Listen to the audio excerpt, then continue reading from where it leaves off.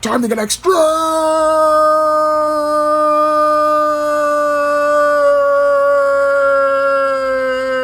Get your taste cookies and your Lay's stacks. We're taking a trip to failure!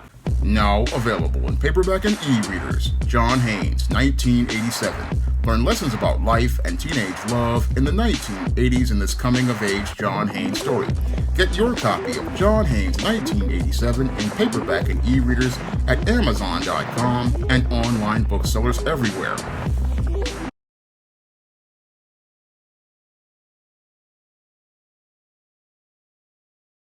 Marvel Comics has decided to replace its iconic anti-hero, the Punisher, with a brand new character with the same name. Now, the original Punisher, Frank Castle, had his story ended by Marvel Comics, who decided that they would send Frank Castle to an alternate universe in the end of his latest comic series. And with his latest comic series ending and Frank Castle's story possibly coming to an end, the whole story of the Punisher is being started over with a new character with a different identity. Now, according to Marvel Comics, they believe that Joe Garrison will be the Dan Ketch to Frank Castle's Punisher.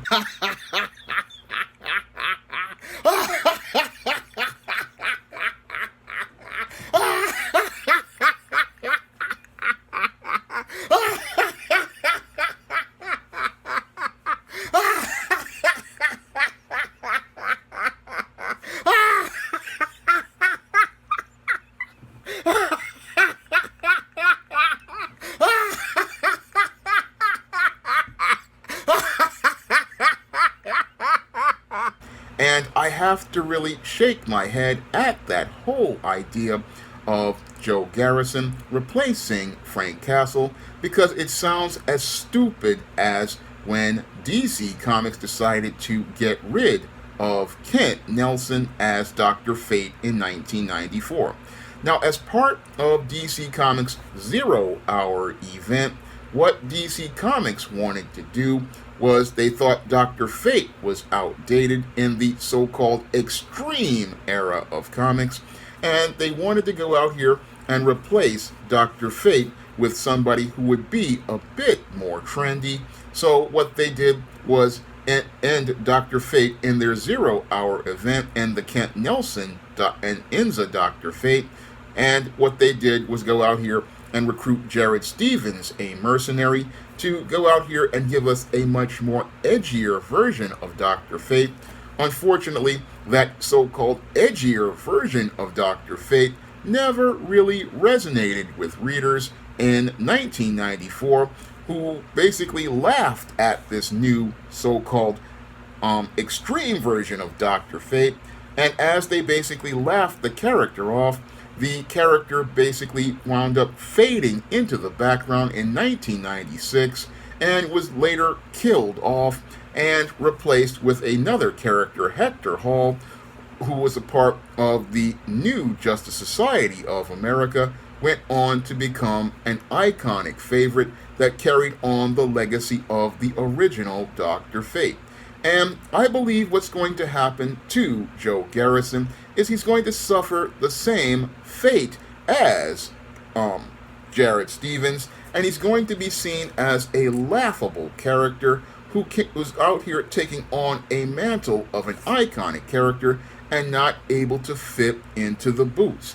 Now, the Frank Castle version of the Punisher resonated with viewers for decades for a reason, because he's an anti-hero who is making a commentary on our criminal justice system's flaws. Now, this anti-hero character of the Punisher came up in the late 70s, where we had lots of anti-heroes becoming popular, and the anti-hero trend started with the 1967 movie Born Losers with the character Billy Jack, and further became popular with Clint Eastwood's Dirty Harry.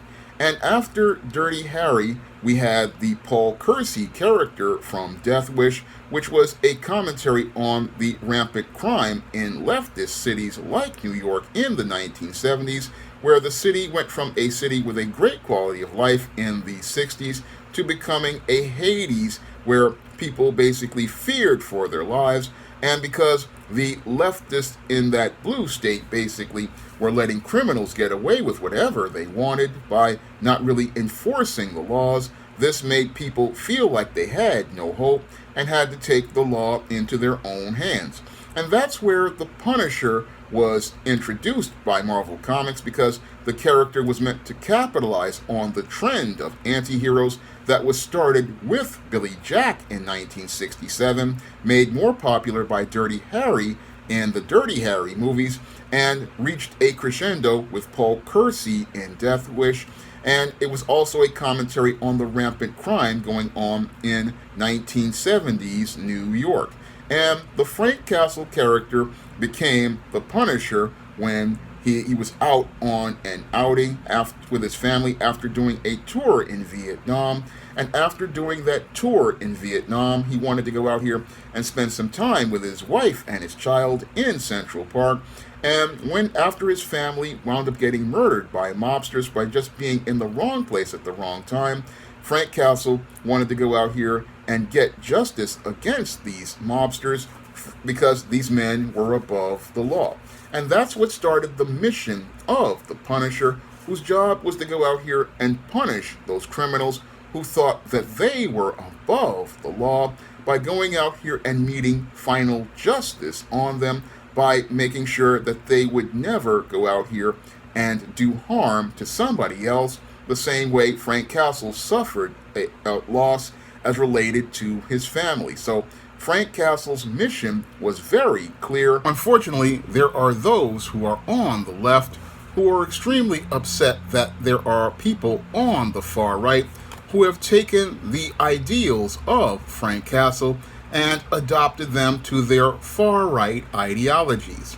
And because these individuals have adopted ideals they believe are similar to Frank Castle's, what they believe is that the Punisher skull represents their extremism, and because they believe that the Punisher skull represents their extremism, we have individuals on the far right adopting that symbol, such as rogue police officers and members of groups like the Proud Boys and other white supremacist groups identifying with the Punisher, and that has made many on the left, including Punisher creator Jerry Conway, extremely upset and wanting to try to say that the Punisher is a character that needs to be done away with. And the Walt Disney Corporation wants to go out here and try to appease those on the left. And because they want to appease those on the left, what they want to do is try to find a way to eliminate the Frank Castle character, but continue to be able to capitalize on the millions of dollars in merchandise and licensing that the character has made over the last 50 years. Now, the Punisher character is still an extremely popular character with people all over the world and has been a merchandising cash cow for Marvel ever since the 80s when they made the first Punisher movie starring Dolph Lundgren.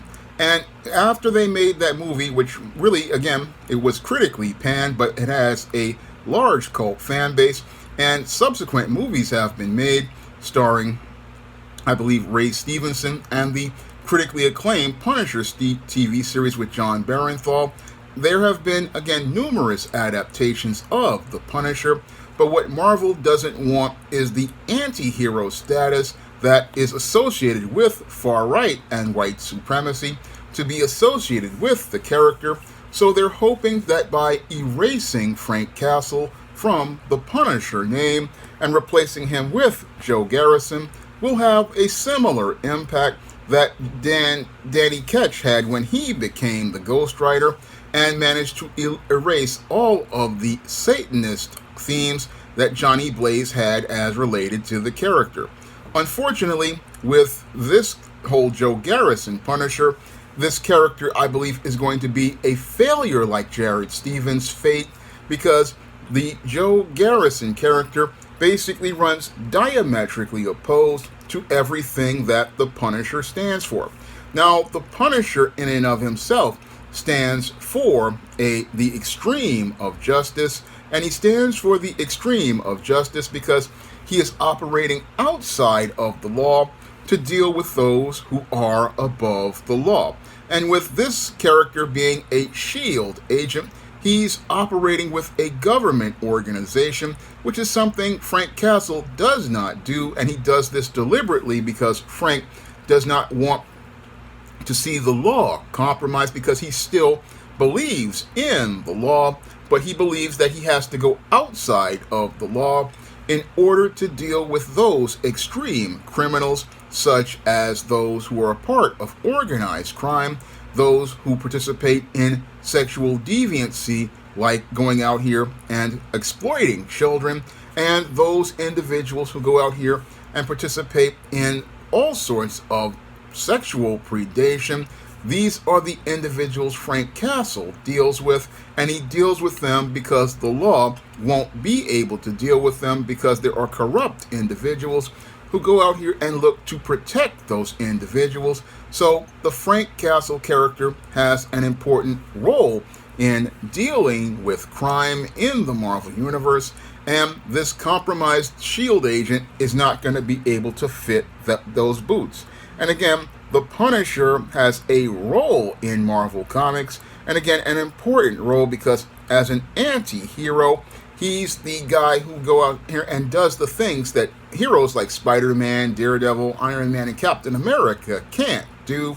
I mean, he deals with the worst of the worst, the most evil and depraved individuals in the Marvel Universe, and what Marvel is trying to do is trying to sanitize that mission, but that mission is something that can't be sanitized because it is dirty work, and sadly they're going to wind up failing miserably because this guy was not going to be able to meet that path. Again, he's going to fail miserably, just like Jared Stevens failed to fill the boots of Dr. Fate, because Dr. Fate was DC's Sorcerer Supreme. He was the Master Sorcerer, and some mercenary who just is used to going out here and being able to fight with weapons and look extreme.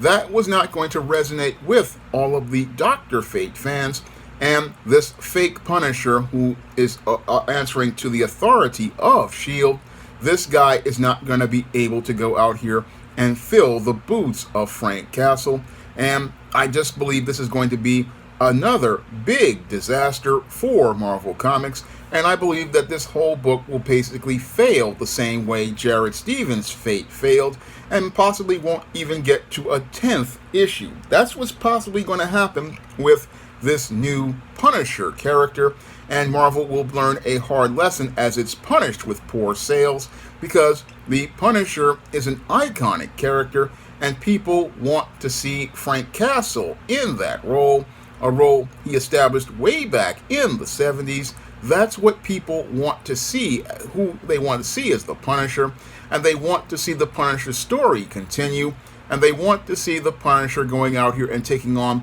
the most evil criminals and bringing them to justice by going out here and ending their existence so others won't suffer the way Frank Castle's family did without getting justice. And again, this character, this new version, is not going to go over because, again, the Punisher fan base is rock solid. It's a rock solid fan base that has been with this character for over 50 years, and the people who like the Punisher like Frank Castle being the Punisher because his story resonates with them, his tragedy resonates with them, and the most important part of his story is his tragedy. The tragedy that after losing his family, he just can't, he has to go out here and make sure that he sacrificed himself so that others would be able to go out here and have their families. Others would be able to avoid suffering. And a lot of people, again, don't get who the Punisher is and why his mission is important.